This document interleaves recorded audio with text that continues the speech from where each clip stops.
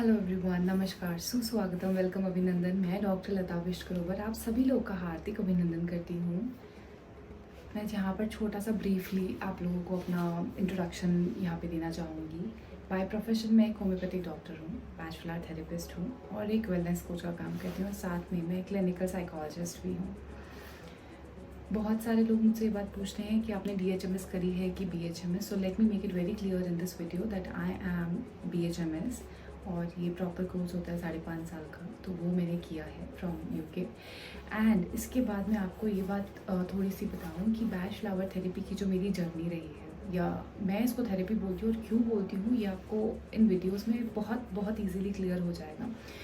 सो Bach flower remedies जो हैं ये मेरी लाइफ में आई थी आज से कुछ 8-9 साल पहले by my mentor, my guruji doctor Anup Kumar sir. तो उन्होंने मुझे इंट्रोड्यूस करवाया बैच फ्लावर रेमेडीज़ के थ्रू और मुझे पता लगा कि मेंटल इश्यूज़ पे बहुत अच्छा काम करती हैं। तो इट रियली अट्रैक्टेड मी कि फ़िज़िकल कंडीशंस तो हम होम्योपैथिक मेडिसिन से ठीक कर ही सकते हैं। अब ये बहुत ही अच्छी बात होगी कि अगर हम मेंटल इश्यूज़ पे भी काम कर पाएंगे। सो बहुत अच्छे रिजल्ट्स के लिए मतलब मुझे लगा कि इससे आ सकते हैं। और सर तो यूज़ कर ही रहे थे, अपने नियरली 45 ईयर्स एक्सपीरियंस सर थे होम्योपैथी में। तो उस टाइम की बात है, आज से 7-8 साल पहले की। तो ये जर्नी रही और जब मैंने इनको यूज़ करना शुरू किया तो मुझे पता लगा कि फ़िज़िकल एस्पेक्ट और मेंटल एस्पेक्ट दोनों पे काम करती हैं। तो अब क्रिएटिव माइंड, दिमाग में खुरापातियाँ चल रही थी मेरे, तो धीरे धीरे करके मैंने इसको और चीज़ों में भी यूज़ करना शुरू हुआ। लाइफ में बड़ी प्रॉब्लम्स आती थी क्योंकि जब आप एक हॉस्टलर होते हो या फिर अपनी सिटी से बाहर रहते हो तो काफ़ी चीज़ें आपको ऐसी होती हैं कि जो आपको एक सर्वाइवल फेज़ में पूरी करनी होती है ना, मतलब एक टाइम होता है। So I started using Bach flower remedies for छोटी मोटी प्रॉब्लम्स के लिए। मैंने ये तो लाइफ सोल्यूशंस देनी शुरू इसने दे दिया। सब चीज़ें हमारी मेंटल से ही होती हैं। WHO के 4 एस्पेक्ट्स हैं अगर आप एक ह्यूमन हेल्दी बॉडी हो, और वो 4 एस्पेक्ट्स होते हैं physical, mental, social and financial. अगर आप फिज़िकल वेल नहीं हो तो भी आप एक हेल्दी वेलबींग नहीं हो। अगर आप सोशली ठीक नहीं हो कि घर में आपके पैसा है, घर में आपकी बुद्धि भी है, सब कुछ है, बट आप 4 लोगों से मिलते नहीं हो, 4 लोगों से बात करने की तमीज़ नहीं है आप में, ठीक है, तो वो भी एक अच्छा क्राइटेरिया नहीं है वेलबींग का। वहीं पर आपके पास सब कुछ है, बुद्धि भी है, आपका तन भी बहुत स्वस्थ है और लोगों से भी आप अच्छे से मिलते हो, पर आपके पास पैसे नहीं है, तो वो चीज़ भी जो WHO है वो उसको भी क्राइटेरिया को आउट कर देता है। तो चारों एस्पेक्ट्स कंप्लीट करने के लिए हमारी बैच फ्लावर रेमेडीज़ बहुत अच्छे रिजल्ट्स हमें दे रही है। मैं आपको बताती हूँ क्योंकि मैं पर्सनली इन चारों एस्पेक्ट्स में लोगों की मदद कर पा रही हूँ और खुद की भी मैंने हेल्प करी है, to be very frankly speaking. So आज मैं आप लोगों को जो इस वीडियो में हम बात करेंगे वो हम कुछ बात करने वाले हैं कि बैच फ्लावर रेमेडीज़ क्या होती है या किसने इन्वेंट की है। बहुत बेसिक से हम जाएंगे और इन्हीं वीडियोज़ में हम एडवांस लेवल पर भी जाने वाले हैं। ये हम नियरली 5 to 7 डेज़ में ही हम कवर करेंगे और बाद में जो आपको बैच फ्लावर रेमेडीज़ की जो वीडियोज़ इसी चैनल पर मिलने वाली हैं वो कम्प्लीटली ब्रीफली रहने वाली हैं, राइट। चलिए, सो बिना किसी फर्दर डिले के मैं स्टार्ट करती हूँ। और ये जो मैंने बातें आपको बताई तो ये मेरी जर्नी थी बैच फ्लावर रेमेडीज़ की, ठीक है। अब ये चीज़ें मैं आप लोगों के साथ शेयर करती हूँ और साथ में आप लोगों को कुछ टिप एंड ट्रिक्स भी आप लोगों को बताई जाएंगी, सो दैट कि अगर आप यहाँ से जाके 5 या 7 दिन बाद, क्योंकि ये सर्टिफिकेशन प्रोग्राम है और आपको एक सर्टिफिकेट भी मिलने वाला है इसके बाद हमारे कोर्स में, राइट। तो आप अगर 5 या 7 दिन बाद जाके लोगों की मदद करना चाहते हैं छोटी छोटी प्रॉब्लम्स के लिए, तो आप बिल्कुल कर सकते हैं। तो उसके लिए पूरा सपोर्ट हमारी साइड से रहेगा। जैसे कि आपको पता है कि जो भी लोग हमारे साथ कोर्सेज में जुड़ते हैं उनके लिए मेरी तरफ से पूरा लाइफ टाइम असिस्टेंस रहता है। तो चलिए, let's get started with that without any further delay. So जो बैच फ्लावर रेमेडीज़ होते हैं they are simply type of homoeopathic medicine. मैं बहुत लेमैन लैंग्वेज में बात करूँगी, I would like to complete it. ये हिंदी और इंग्लिश दोनों में होने वाली है। So Bach flower remedies simply जो रहती हैं होम्योपैथिक मेडिसिन की तरह रहती हैं और ये जो बनती हैं, इनके जो सोल्यूशन बनते हैं वो ब्रांडी और वाटर, इन दोनों के बेस पे बनते हैं, ठीक है। और कंपनी कुछ ब्रांडी में बनाती है, कुछ कंपनी वाटर बेस बनाती है। It was a small story about Dr. Edward Bach, who was the father of Bach flower remedies, जिन्होंने इन्वेंट करी थी doctor Edward batch in 1930s। 1930s में इनका इन्वेंशन हुआ था बैच फ्लावर रेमेडीज़ का, ठीक है। 1930 में खोज हुई थी इनकी। अब जो खोजकर्ता थे, इन्वेंटर थे, तो उन्होंने क्या करा, देखा कि जैसे एक लीफ है या फ्लावर का पेटल है, उस पर ड्यू ड्रॉप्स हैं रेनी रेन की।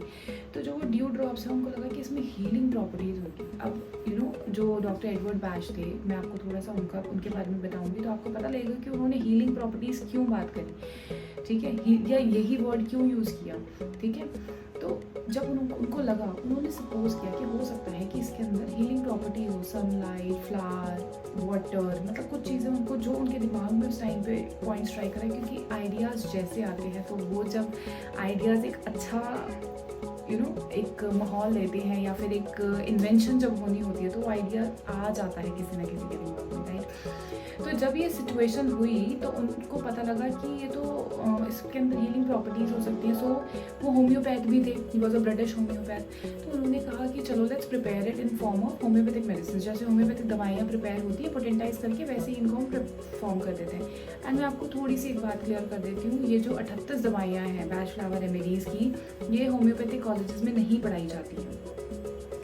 ये प्रॉपर बैच फ्लावर थेरेपी है, उनकी प्रिपरेशन बहुत हद तक होम्योपैथिक वे से होती है, बहुत हद तक, कंप्लीट नहीं, बहुत हद तक, क्योंकि इनकी पोटेंसी सिर्फ 30 है। इनको होम्योपैथिक मेडिसिन में डालने के लिए हमने पोटेंसी इसको दी, इसका नाम दिया, और ये आपको ईजीली होम्योपैथिक ड्रग स्टोर्स में मिल जाएंगे, ठीक है।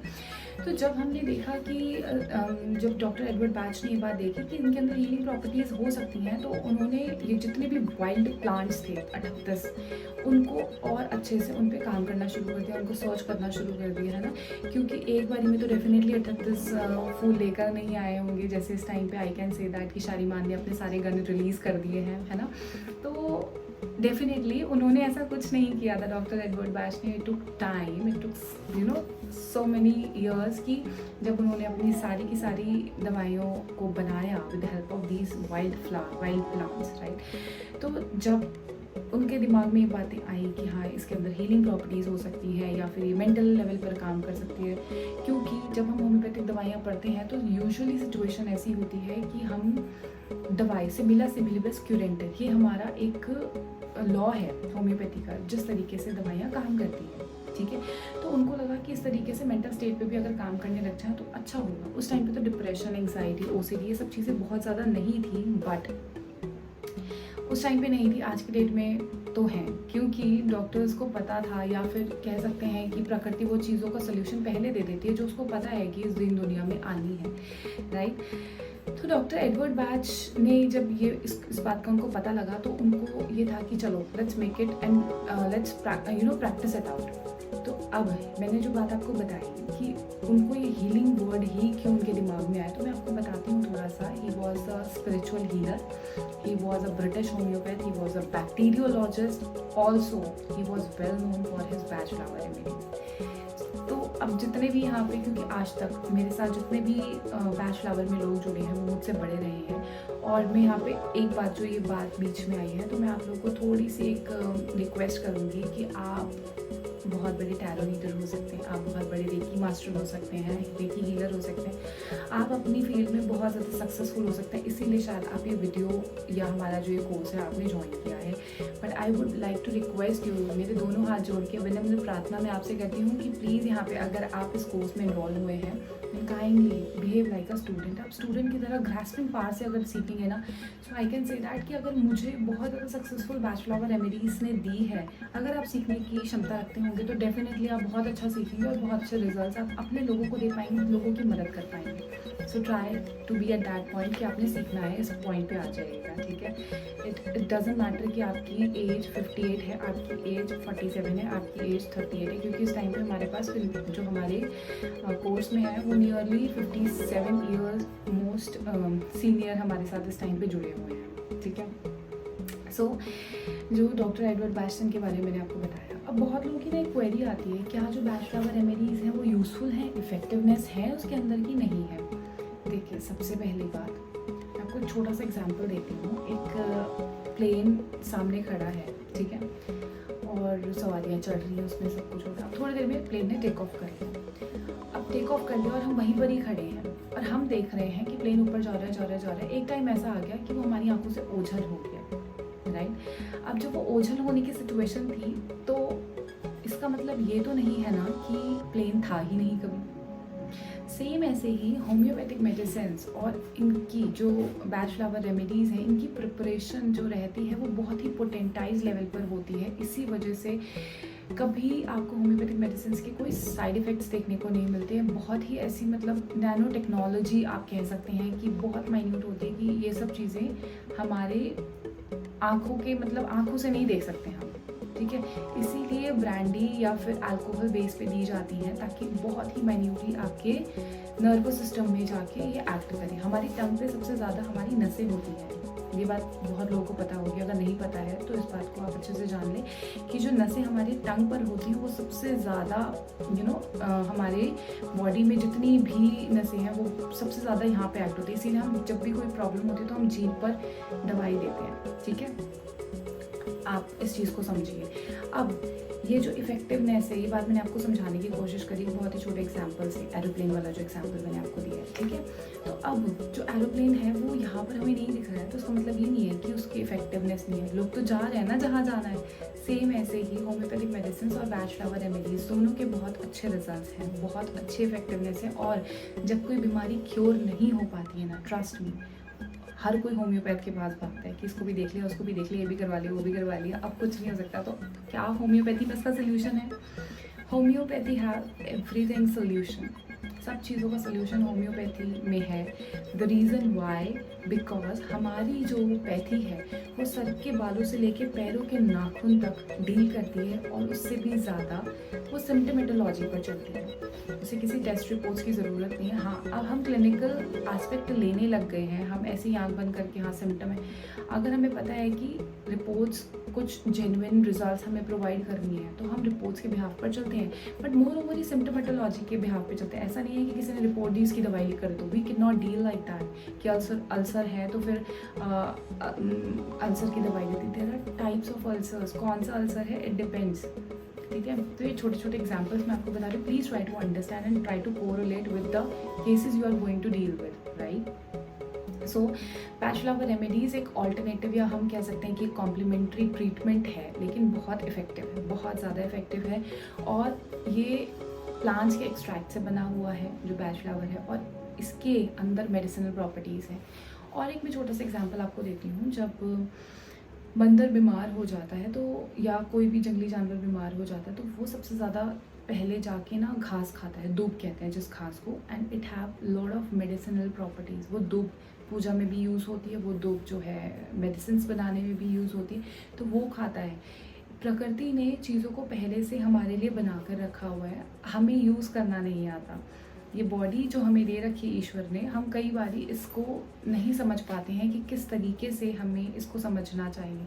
सो जब तक आप अपनी बॉडी की लैंग्वेज नहीं समझोगे, जब तक आप नहीं अंडरस्टैंड करोगे कि आपकी बॉडी आपसे कहना क्या चाहती है, आप कभी भी अपने सिम्टम्स को नहीं पकड़ पाएंगे या अपने पेशेंट्स के सिम्टम्स को नहीं पकड़ पाएंगे। सो अगर आप चाहते हैं कि आप एक्यूरेट सिम्टम्स पढ़े तो आपको रूट कॉज पे जाना पड़ेगा।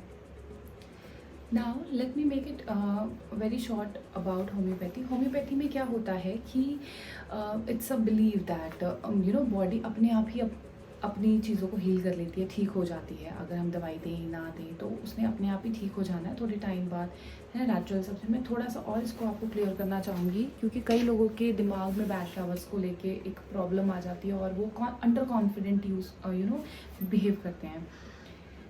ये एक रियल बीमारी है, what ever it could be, typhoid, anxiety, depression, कुछ भी आप, मैंने दोनों आपको फिजिकल और मेंटल सिम्टम बता दिए, कुछ भी, ठीक है। अब इसके सामने एक फेक बीमारी दवाइयाँ देने के बाद खड़ी हो जाती है। आई होप ये एग्जाम्पल आपको समझ में आ रहा हो क्योंकि बहुत लेमैन एग्जाम्पल है और ये बहुत बहुत अच्छे से क्लियर हो जाता है। आप अगर होम्योपैथिक बैकग्राउंड से नहीं भी हैं तब भी, इसीलिए मैं इस तरीके के एग्जाम्पल्स दे रही हूँ और आपको बहुत ईजीली ये सारी चीज़ें क्लियर हो जाएंगी। ये एक रियल बीमारी है और इसके सामने दवाइयाँ देने के बाद हमने एक फेक बीमारी जनरेट कर दी। अब ये जो रियल बीमारी है, फेक बीमारी क्यों इतनी बड़ी है यार, वो अंडर कॉन्फिडेंट होके थोड़े टाइम बाद डिमिनिश हो जाएगी, ठीक है। एंड जब दवाइयाँ छोड़ेंगे हम, या फिर जैसे ही हमने दवाइयों का असर ख़त्म हुआ, ये हम दवाई ले भी रहे हैं, दवाइयों का असर धीरे धीरे करके डिमिनिश हुआ, ठीक है, तो वैसे ही दोनों बीमारियाँ चली गई and the person itself is cure. ठीक है। हम कभी भी एक बीमारी के नाम पर दवाइयाँ नहीं देते हैं, इस बात को समझने की कोशिश कीजिएगा। That's why we treat with the symptomatology. हम सिम्टम्स के बिहाफ पर दवाइयाँ देते हैं, ठीक है। द रीज़न इज़ हमारे लिए whole as a individual is diseased, right. और हमारी पैथी कभी भी सिर्फ एक टाइफाइड हो रखा है या फिर एक ये चीज़ हो रखी है कि फ्रैक्चर, इवन अगर फ्रैक्चर भी हो रखा है तो हम सिर्फ उसी बिहाफ पे नहीं लेंगे, क्योंकि लेट्स सपोज हो सकता है 2 जने गिरे होंगे, फ्रैक्चर एक को ही क्यों हुआ, ठीक है। So these why, how, when, what, ये जितने भी क्या, क्यों, कब, कैसे वाले जो क्वेश्चंस होते हैं ना, ये आपके लिए बहुत बहुत ज़्यादा इंपॉर्टेंस रखने वाले हैं ड्यूरिंग केस हिस्ट्री। बिकॉज जब तक आप एक रूट कॉज पे नहीं पहुँचेंगे ना, आप सही मेडिकेशन नहीं निकाल पाएंगे, ठीक है। So the idea behind BFR, use fewer material and don't work directly on physical symptoms, ठीक है। ऐसा उस टाइम पे बोला गया bye Edward batch, but trust me ऐसा नहीं है कि फिजिकल सिम्टम्स पे काम नहीं करती है। अभी आप जो लोग वीडियोस देख रहे हैं, मोस्ट प्रोबेबली आप लोगों ने बहुत बारी मुझसे पूछा होगा स्किन इशू हो गया है या फिर कॉर्न्स हो गए हैं या फिर हेयर फॉल हो रहा है, तो क्या हमने इसके बारे में कभी बैच फ्लावर रेमेडी नहीं दी है।